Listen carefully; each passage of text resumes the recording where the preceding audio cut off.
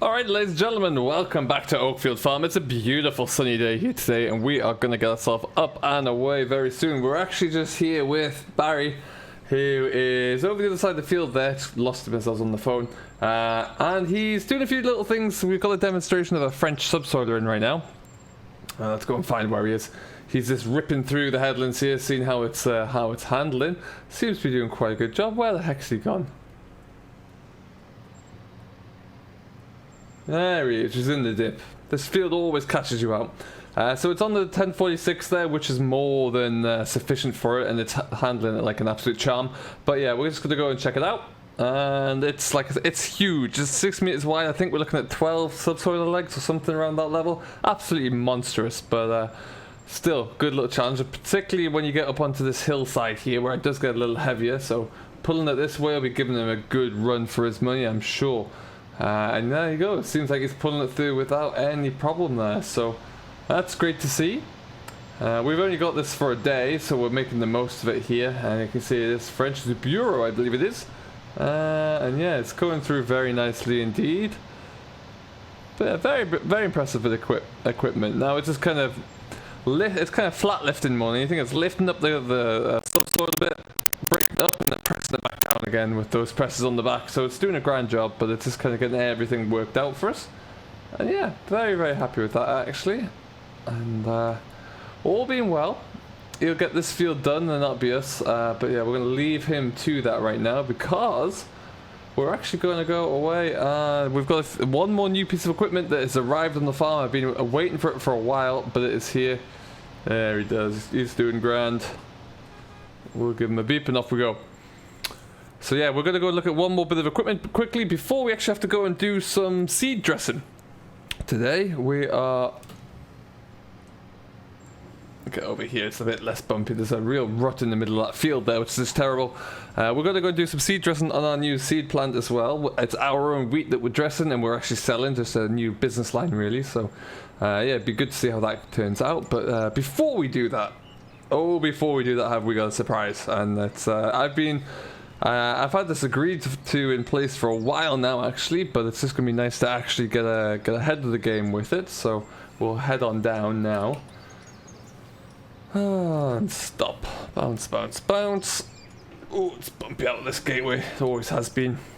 And we'll head back down. We're not going to go. Well, we're going to go to our yard, but we'll go through the bottom entrance because we're just going to have a quick stop in there and see what's going on. Some of you may have already guessed what we're looking at, but yeah, it's a huge big update for us as a farm actually. Should be very good indeed.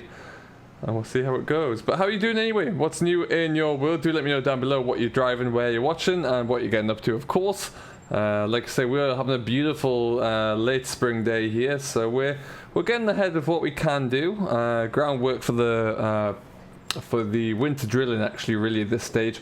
Got some more hay ground that we could start to cut, but it's the long-term forecast over the next week just isn't holding true really, and I don't want to go too far ahead of it because it's just going to cause an absolute nuisance really. Get some wet hay on the floor and then we're really pooched.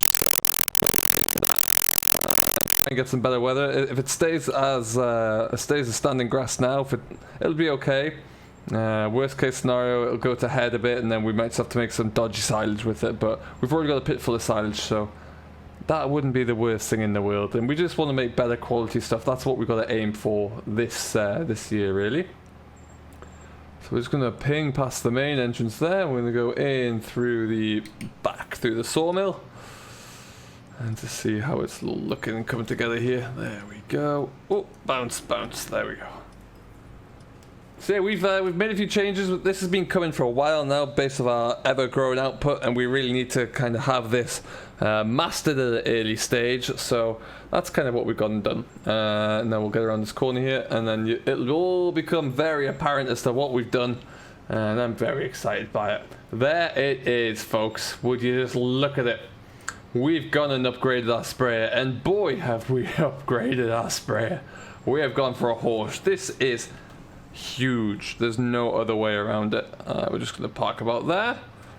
Just look at it. Put my handbrake on.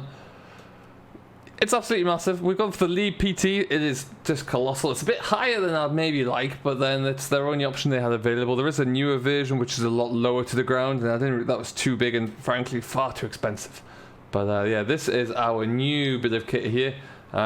We traded in our old sprayer, but we started to pay quite a bit to get this. I won't go into too much detail, but yeah, it is just a beautiful, beautiful sprayer. It's going to allow us to do everything we need. And a little bit of contracting on the side there. With a 36 meter reach, it is massive, and yeah, very much looking forward to getting into it. Nice simple cab to work with as well. But yeah, ultimately we have the output with the tank capacity there now. We've also got our trailed Bowser, which is actually in use over at the seed dressing facility. But yeah, ultimately it's all looking very good. So that is going to be fascinating to see how it all comes together and how it all works. If we start up here,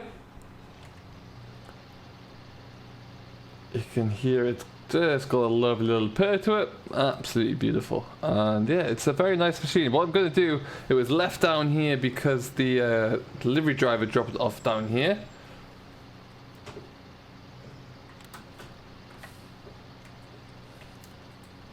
But what we're going to do is just take it up the hill, I think. The few things we want to add on to it, we need to get it up to the store to do, so that's exactly what we'll do. Let's take it up there now.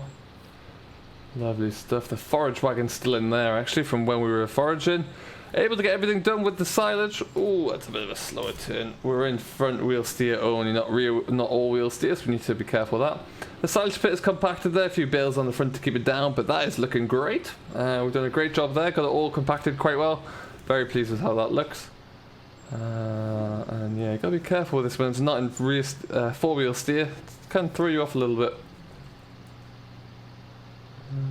So what we'll do here is just change that. There we go. Last one I drove with these on demo, it wasn't four wheel steer, so we'll get stuck to that one.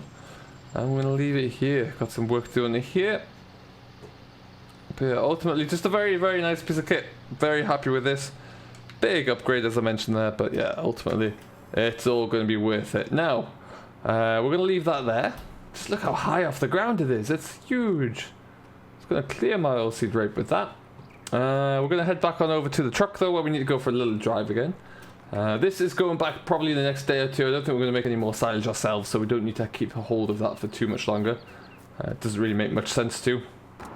And down we go. So like I say, this morning I had Jack just starting up a few things at the seed treatment. Now we're going to just go and continue that. He's left for the day actually, a few errands to run.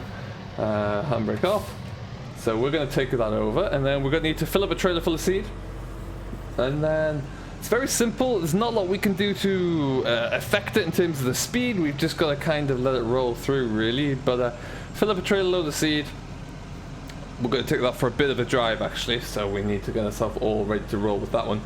And then what we're doing, it's actually, we're dressing our own wheat that we harvested. It was Skyfall last summer, and we dress that up there, and then local farmers can use it for their own establishment. So it does kind of keep the growth in the region really. I quite like it. It's a nice little side business for the farm, I must admit. The straw production we had down here didn't go to plan, so we decided to abort that one. Got out of the contract quite quickly, and we actually built a whole new shed down here over the last year. So you haven't really been down here too much to see it, but yeah, we've got a big shocking new shed down there, which is very exciting. So we'll get over the road there. Got distracted. So, in we come here. Welcome to our new facility. We've got a few loads of wheat tipped down here recently. That came from our silos up the top. We will be using this shed in the winter months coming up, or in the harvest coming up, beg your pardon, to actually store some more of our own harvested crops. But for now, we're just going to pull alongside this here trailer. And stop. Excellent, out we get. So this is us. As you can see, we've got the Mantu down here. Nice load of wheat dumped on the floor. And then we have, this is usually our spray tank, but we have a whole load of seed treatment in here, which is usually just fertilizer to a germination, kind of like a germination accelerator really, that will allow the seeds to, when they're drilled, to really kick on. So that's all that is really. And this is how it all works. But what we're going to do, we're going to head over to here, pick up our Manitou. We're using our hopper and our auto loader, and what we're going to do is make sure that we're just going to make sure that we get this bag filled, and then we're good, really.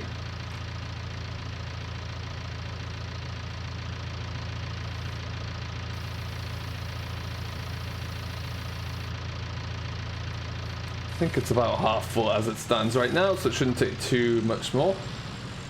Onto the trailer it goes, strapped down, and then we'll do that about, I think this one we need to do, these are half-ton bags. No, beg your pardon, we're filling these as ton bags, so we need to do, well, yes, we need to do another 9, so we'll have 10 ton in total. Pull that under the side hopper. And fill it up.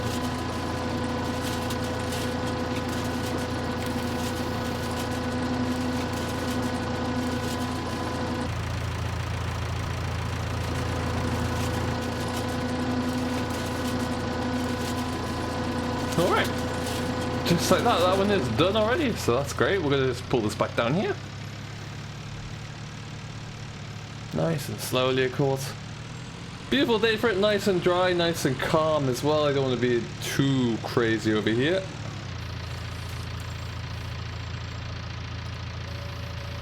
Up it goes.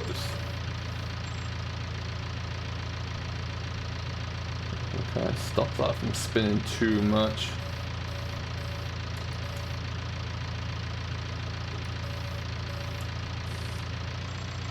Alright then, so one down. What we're going to do, we all are a bit empty here. This is why we use this this kind of hopper bucket, because we can then go into the store here. Making sure we don't hit the edges. Put it onto the deck and pick up the next bucket full.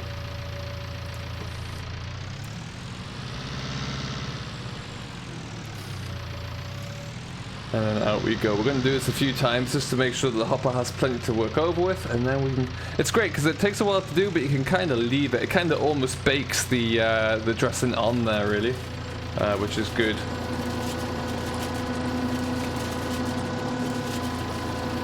Hydraulics open up the chute at the bottom there. You can see we're emptying out. Up goes our counter, and we rinse and repeat. Very nice and easy, simple to do. Just allows us to really get functioning on. Makes it a bit more of a one-man job really as well, which is always good news.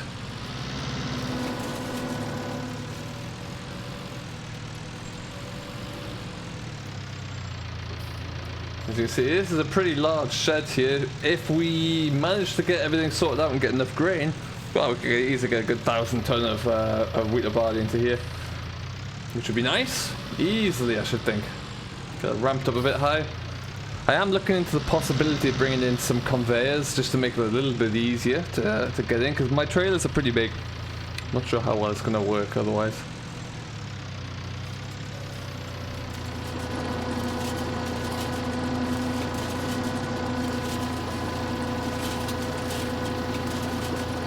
So behind me here, as we tip this one out, we do have a field of, this is cover crop.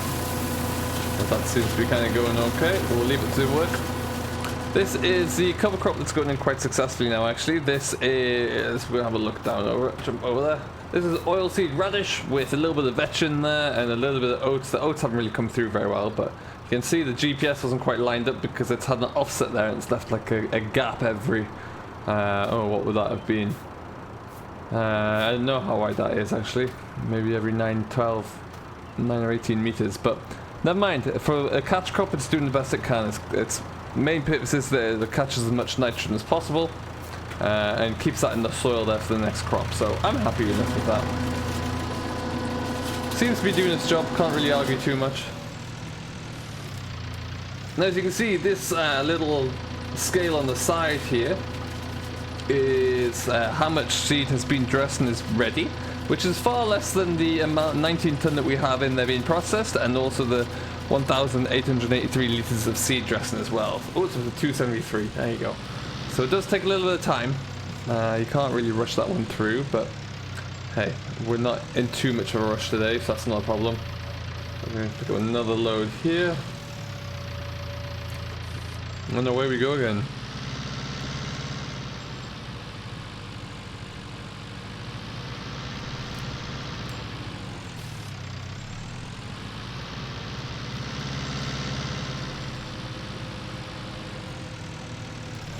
And with this will be load number 3. So we'll leave this to unload. Well, that's that though, I think. It's working pretty well. Got everything going as we'd expect it to, so that's fantastic. Through here we have got our new. We need to get some gates actually sorted out pretty soon. This is our little path through, our shortcut through to the storage area. Really, need to put a gate on here and a gate on the other end as well. This might seem a bit excessive, but we have a lot of people who are ramping through here, going hair coursing amongst other things, which is. I don't want them to damage the crops at all there. This is spring barley though, this field, and the 2 on the other side of the hedge line there on top of the hill. That's pretty much spring drilled crops in the ground for this year. So yeah, we'll get these ones picked up pretty quickly, I should imagine there. But ultimately, yeah, it's a good looking crop so far. We can't complain. Nice looking carpet. What we do need to do though is get in there pretty soon with the sprayer, so that should be fun. Watch this space for that one.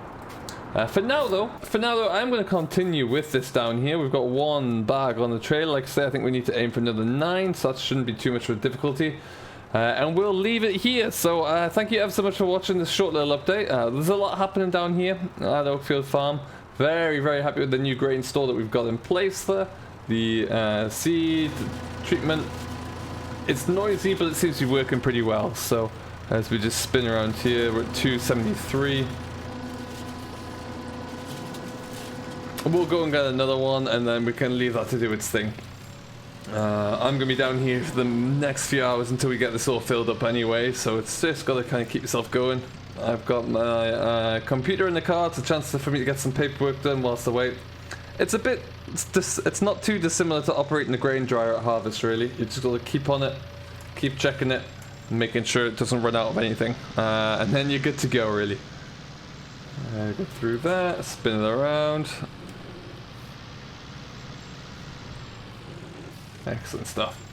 Thank you ever so much for watching though. If you have enjoyed, don't forget to hit that like button, smash that subscribe to Simulation for the Nation, who has very kindly hosted this once again, and we will see you in the next one. Until then though, have yourself a great day, enjoy what you're doing as always, but most importantly, happy farming.